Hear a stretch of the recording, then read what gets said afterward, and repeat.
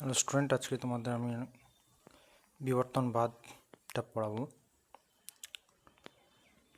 তো ডাব্লিউবিসিএস এর অ্যানথ্রোপোলজিতে দেখবে কতগুলো মতবাদ আছে, তার মধ্যে একটা বিবর্তনবাদ। আরও বিভিন্ন যেগুলো মতবাদ আছে সেগুলো আমরা পরে পরে দেখব।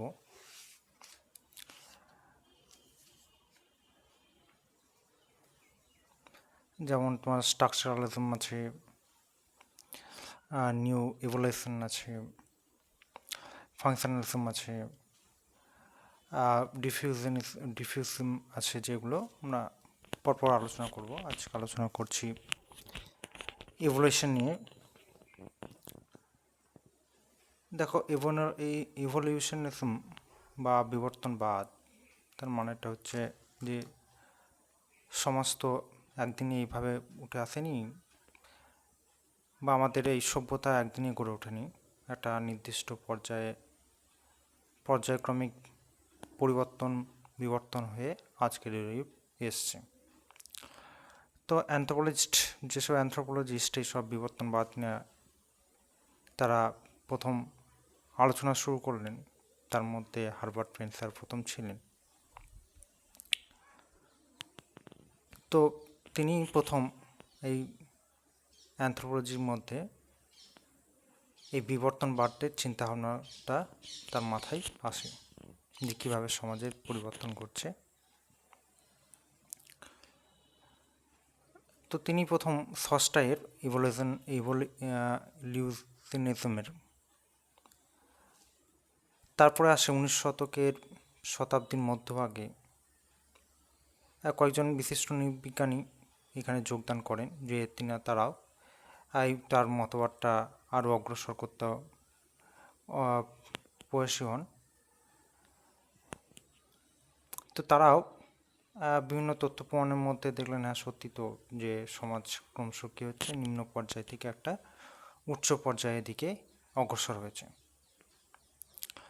তো এর মধ্যে যে দুজন বিজ্ঞানী যারা এই মতবাদের পথিকৃৎ, তারা হলেন ইবি টাইলার আর L.H. মর্গান।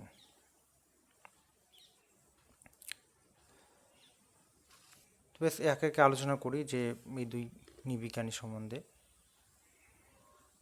তো ইবি টাইলার, তিনি ব্রিটিশ নৃবিজ্ঞানী ছিলেন। তো তিনি মানব সংস্কৃতি একটা জটিল সত্তা, এটা তিনি দেখেছিলেন, যে মানব সংস্কৃতি কোনো একটা সহজ সরল নয়, এটা একটা জটিল সার্বিক সত্তা। তার মধ্যে কী হচ্ছে, মানব সমাজের চিন্তা ও কর্মধারা এর মধ্যে দিয়ে আমরা পরিলক্ষিত করতে পারি। তো 1871 সালে তিনি একটা বই লেখেন, যার নাম হচ্ছে প্রিমিটিভ কালচার। তো এই প্রিমিটিভ কালচারের মাধ্যমে তিনি এই সংস্কৃতির যে পরিবর্তন, সেটা তিনি বিজ্ঞানসম্মতভাবে সেটা পর্যবেক্ষণ করেন, তার প্রকৃতি পরিস্থিতি আলোচনা করেন, এবং এই যে মানব সমাজের যে চিন্তাধারা, যে ক্রম বিকাশ, সেগুলো তিনি উদাহরণ সহযোগে তিনি তুলে ধরেন সকলের সামনে। তো তার আলোচনার মধ্যে তিনি বিবর্তনবাদের যে দিকগুলো আলোচনা করেছিলেন, তার মধ্যে মানব সংস্কৃতি, ধর্মের উৎপত্তি, এই দুই বিষয় ছিল তার আলোচনার মূল বিষয়বস্তু, এবং এই বিষয়ে তিনি একটা বিপ্লবিক পুনর্গঠনের বিষয়ে আলোকপাত করেছিলেন। তাছাড়াও তিনি কী করেছেন, যে মানব সংস্কৃতির ক্ষেত্রে বস্তুগত সংস্কৃতির পুনর্গঠনে তিনি জোর দিয়েছেন। বস্তুগত বলতে আমাদের যে জিনিসপত্র ব্যবহার করি, সেগুলো কীভাবে পরিবর্তন হয়ে আমাদের সংস্কৃতির সঙ্গে সেটা পরিবর্তনযুক্ত, সেটা দেখেছিলেন।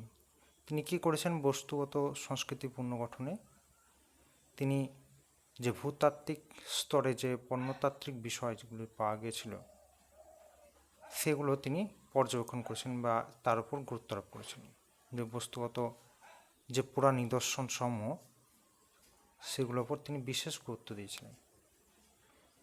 তিনি ভূগর্ভের নানা স্তরক্রম থেকে যে প্রাপ্ত সুপ্রাচীন অস্ত্রশস্ত্র ও যন্ত্রপাতি ও হাতিয়ার, এবং যে মাটির পাত্রের টুকরো, এগুলো তিনি কী করেছেন, যে ক্রমান্তিক মানে পরপর সেগুলোকে বিশ্লেষণ করেছিলেন।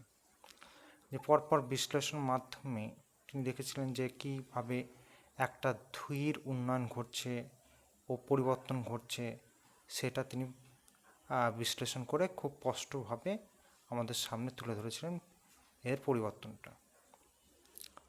তো তিনি তার মতে ছিল, তিনি মনে করতেন যে এই বস্তুগত বিবর্তন, এই ক্রম বিকাশের 3টে পর্যায় আছে। একে যদি বস্তুগত সাংস্কৃতিক যে ক্রম বিকাশ তাকে আমরা ভাঙি, তাহলে 3টে পর্যায়ে আমরা পাবো। একটা হচ্ছে পাথর, ব্রঞ্জ এবং লোহা।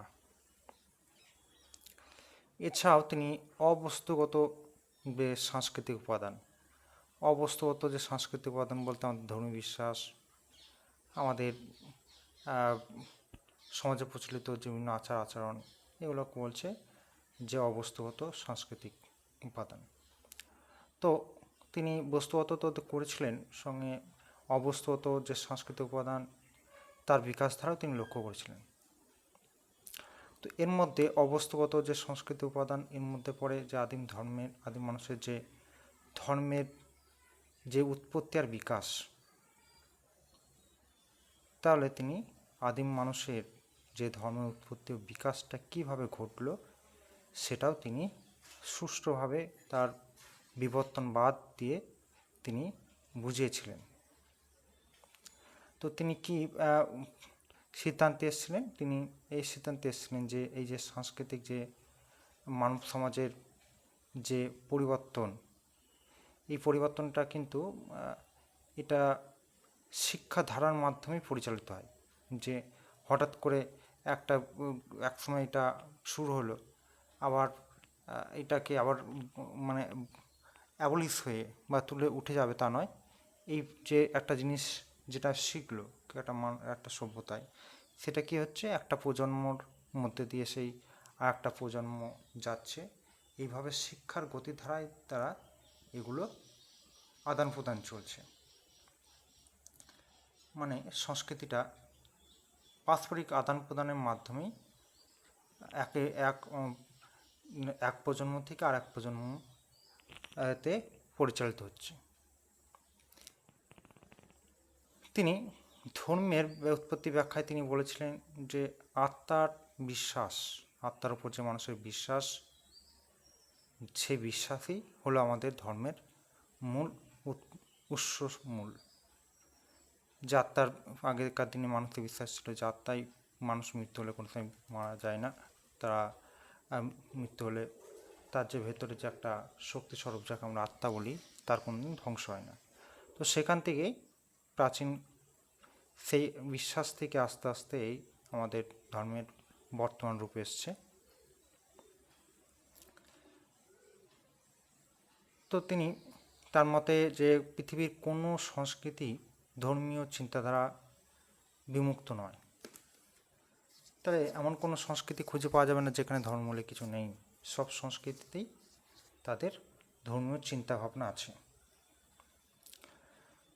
তো তার মতে আত্মার যে বিশ্বাস, সেটাই হলো একবারে আদিম স্তরের ধর্মীয় চিন্তাধারা। তো সমাজে একটা বিশেষ পরিমণ্ডলে রয়েছে অসংখ্য আত্মা, এটা আগে প্রাচীন মানুষজন বিশ্বাস করতেন। তো তাদের প্রতি যে শ্রদ্ধা পুজো জানাতেন, সেই পুজো থেকে উদ্ভূত হলো পূর্বপুরুষ পূজা। এই পূর্বপুরুষ পূজাই হলো যে আদিম ধর্মবিশ্বাসের ভিত্তি। তো এই আত্মার বিশ্বাস এবং তার পুজো অনুষ্ঠান, এই পদ্ধতি থেকেই বহু ঈশ্বরবাদের জন্ম হলো, এবং এখান থেকে বহু ঈশ্বরবাদ থেকেই এখন এক ঈশ্বরবাদে আমাদের পরিণত হয়েছে। তাহলে আমরা এটা বলতে পারি যে ধর্মের বিবর্তনের যে সকল বিকাশমূলক প্রক্রিয়ার মধ্যে দিয়ে অতিক্রান্ত হয়েছে তা হলো প্রথম আত্মাবাদ, তারপর হচ্ছে বহিশ্বরবাদ, তারপর হচ্ছে এক ঈশ্বরবাদ।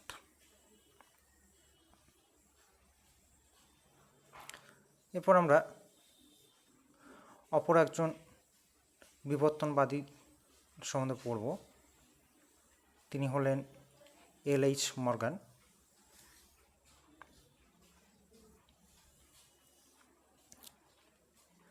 তো তিনি একজন আমেরিকান নৃবিজ্ঞানী ছিলেন। তিনি সমাজ বিবর্তনবাদের শুরুতেই তিনি লক্ষ্য করেছেন যে সমাজ নিম্ন পর্যায় থেকে ক্রমিকভাবে উচ্চ পর্যায়ে উন্নতি হচ্ছে। তো তিনি তার যে দৃষ্টিভঙ্গি, তার গবেষণা, সেটা তিনি তার পুস্তক অ্যানসিয়েন্ট সোসাইটিতে লিপিবদ্ধ করেছিলেন।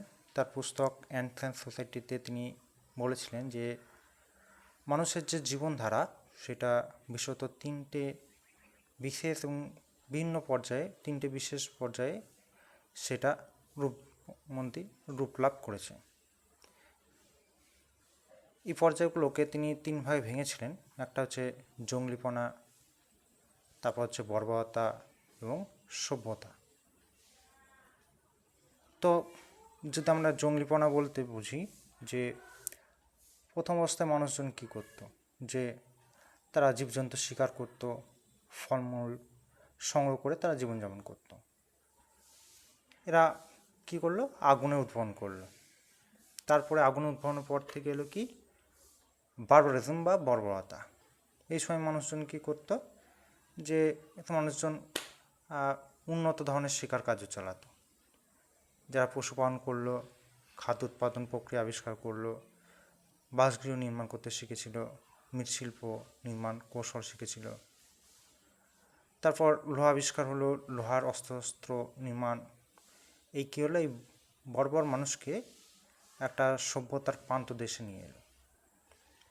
তারপরেই যে আমাদের এই সভ্যতা বা সিভিলাইজেশনের পর্যায়টা আরম্ভ হলো।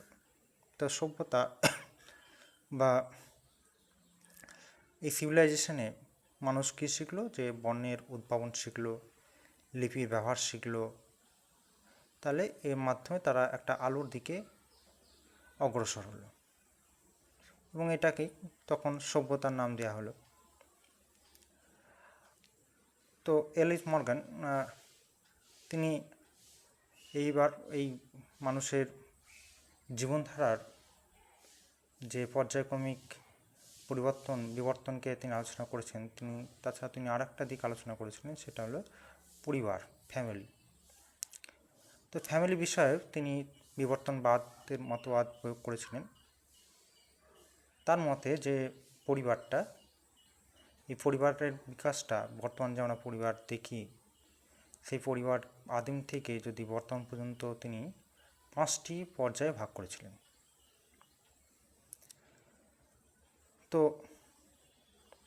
এক পর্যায় থেকে অপর পর্যায়ে উদ্ভব ঘটেছে, শেষ পর্যন্ত যে অন্তিম পর্যায় মানে শেষ পর্যায়টা লাভ করেছে। তো তার মতে যে এই পর্যায়গুলো, যে বিশেষ করে ফ্যামিলিটা বা এই তৈরি হওয়ার ক্ষেত্রে যে যৌন মিলন এর পদ্ধতিও এর সঙ্গে যুক্ত আছে। তো তিনি পরিবারকে 5টি পর্যায়ে ভাগ করেছিলেন। যে একটা হচ্ছে কনস্যাঙ্গুইন, পোলোনিয়ান, সিনডিয়াসমিয়ান, প্যাট্রিয়ার্কাল, মোনোগ্যামিয়ান। একটু বলে দিই কোনগুলো কী কী। তো কনস্যাঙ্গুইন পরিবার, এটা হচ্ছে এই পরিবার আপন এবং জ্ঞাতি সম্পর্কিত ভাই বোনের মধ্যে বিবাহ হতো। আর পোলোনিয়ান পরিবারের ক্ষেত্রে, যে পোলোনিয়ান পরিবার হচ্ছে দলগত বিবাহের ফল হতো। এক্ষেত্রে কী দেখা যেত, যে নিজ বা জ্ঞাতি একদল ভাই একদল মহিলাকে বিবাহ করে। সিনডিয়াসমিয়ান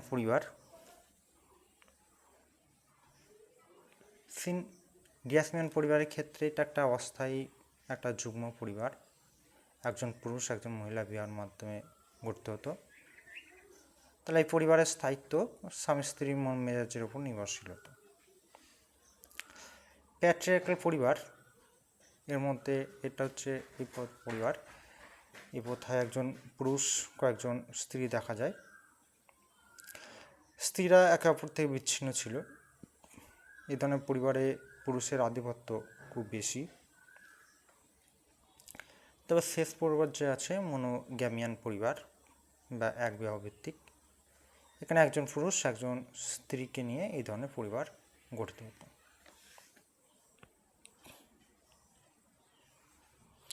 তো বেশ, তোমাদের এখানে আজকে বিবর্তনবাদ এইটুকু থাকলো। পরবর্তীকালে অন্যান্য মতবাদগুলো নিয়ে আলোচনা করব।